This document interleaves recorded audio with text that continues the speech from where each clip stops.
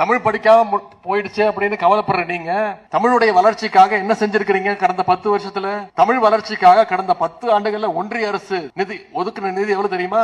தமிழ் வளர்ச்சிக்கு வெறும் 150 கோடி ரூபாய். ஆனா செத்த மொழி சமஸ்கிருதத்துக்கு ஒன்றிய அரசு கடந்த 10 ஆண்டுகள்ல ஒதுக்கின நிதி எவ்வளவு தெரியுமா?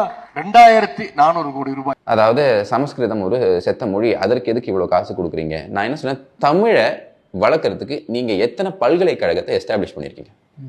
ஆட்சிக்கு வந்து இப்ப 5 ஆண்டு காலம் முடிய போகுது. எத்தனை பல்கலைக்கழகம் நீங்க எஸ்டாப்ளிஷ் பண்ணிருக்கீங்க? இப்ப ஹிந்தி பிரச்சார சபா அப்படின்னு ஹிந்தியை ப்ரொமோட் பண்றதுக்கு எல்லா மாநிலத்திலையும் இந்த ஹிந்தி பிரச்சார சபா இருக்கு. உண்மையிலேயே தமிழை வளர்க்கணும் அப்படின்னா கிட்டத்தட்ட 30 ஆண்டு இருப்பீங்களா? எத்தனை ஊர்ல நீங்க தமிழ் பிரச்சார சபா, தமிழ் வளர்ப்பு சபா அப்படின்னு ஏதாவது நீங்க பேர் வச்சுக்கோங்க. ஏன் கலைஞர் தமிழ் வளர்ப்பு சபான்னு கூட வச்சுட்டு போங்க. ஆனா எத்தனை ஊர்ல நீங்க எஸ்டாப்ளிஷ் பண்ணிருக்கீங்க? எத்தனை பேர் இந்த மொழியை கக்க வச்சிருக்கீங்க? எத்தனை நாடுகளுக்கு இந்த மொழியை கடத்தி இருக்கீங்க?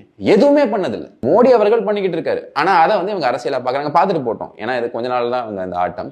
ஸோ எந்த விதமான ஒரு எஃபர்ட்டும் தமிழுக்கு எடுக்காம மற்ற மொழியை குறை சொல்லக்கூடிய இந்த ஒரு அப்ரோச்சை மக்கள் வந்து புறந்தள்ளி விடுவார்கள். அதே மாதிரி இந்த எலெக்ஷன்ல அதற்குண்டான தக்க பதிலடி திரு உதயநிதி ஸ்டாலின் அவர்கள் கிடைக்கும்.